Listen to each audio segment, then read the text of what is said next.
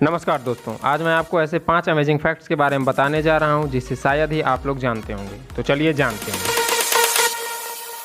आज के आधुनिक समय में जब हम हफ्ते भर की थकान मिटाने के लिए पार्टी, गेम, थिएटर या फिर दोस्तों के साथ कहीं घूमने जाते हैं, पर क्या आपको पता है इसकी उत्पत्ति कैसे और कहाँ हुई?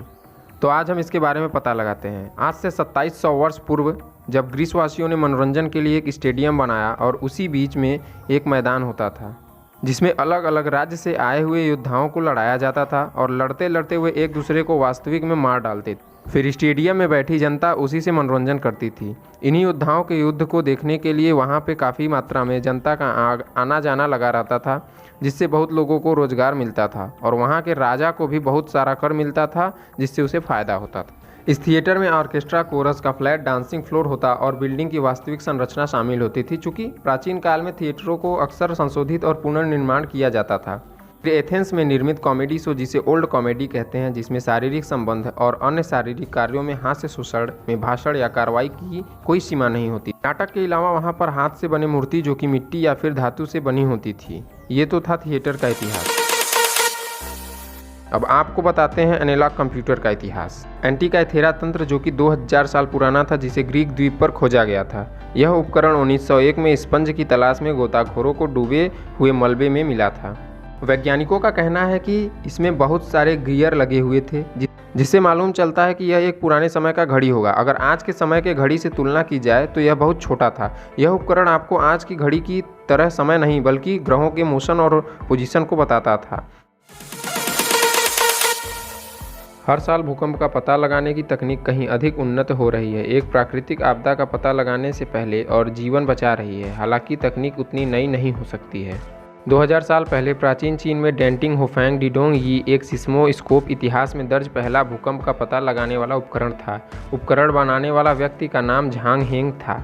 यह उपकरण जो बहुत प्रभावशाली था, जो सैकड़ों किलोमीटर दूर से ही भूकंप का पता लगाने में सक्षम था, तथा इसकी बनावट 8 ट्यूब वाले प्रोजेक्शन होते हैं जो बाहरी हिस्से में ड्रैगन हेड्स के आकार के होते हैं, जिसमें जार के आधार पर 8 संबंधित मेढक होते हैं। प्रत्येक मेढक एक दिशा को प्रतिनिधित्व करता है जिसमें भूकंपीय लहर यात्रा कर रही थी। दूर के भूकंप की दिशा को इंगित करने के लिए गेंद को ड्रैगन के मुंह से मेढक के मुंह में गिर जाता था। इससे भी अधिक अजीब बात यह है कि झांग हेंग का मानना था कि भूकंप हवा और हवा के कारण होते। गेम ऑफ थ्रोन्स सभी ने देखी होगी, जिसमें ब्लैक वाटर की लड़ाई सबसे यादगार दृश्य में से एक है, जिसमें लड़ाई का फैसला एक तीव्र हरी आग से होती है जिसे पानी से नहीं बुझाया जा सकता। और यह आग अंतहीन रूप से क्या होगा अगर मैं आपसे कहूं कि यह लड़ाई इतिहास पर आधारित है। प्राचीन आविष्कार ग्रीक आग का एक विनाशकारी आविष्कार था। पहली बार 672 एडी में पूर्वी रोमन साम्राज्य द्वारा आविष्कार किया गया था। आग को समुद्र की आग, रोमन आग या युद्ध की आग जैसी कई अलग अलग नामों से जाना जाता है। इस आग को बुझाने का तरीका है सिरका और पुराने मूत्र का मिश्रण। ग्रीक आग पैदा करने के लिए सबसे नज़दीकी आधुनिक तकनीक आई है, वह है नेपल्स।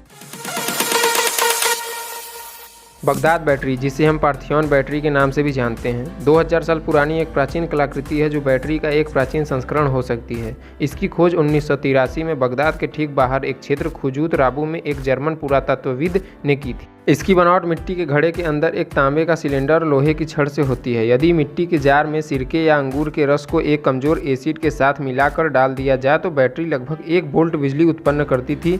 इसका उपयोग धार्मिक समारोह में किया जाता था। आपको यह फैक्ट कैसा लगा, कमेंट में जरूर। ऐसे ही मोर अमेजिंग एंशिएंट फैक्ट्स के बारे में जानने के लिए हमारे वीडियो को लाइक करें, चैनल को सब्सक्राइब करें और बेल आइकन को प्रेस करें, जिससे कि आपको हमारे नए वीडियो की नोटिफिकेशन सबसे पहले मिले। जय हिंद दोस्तों।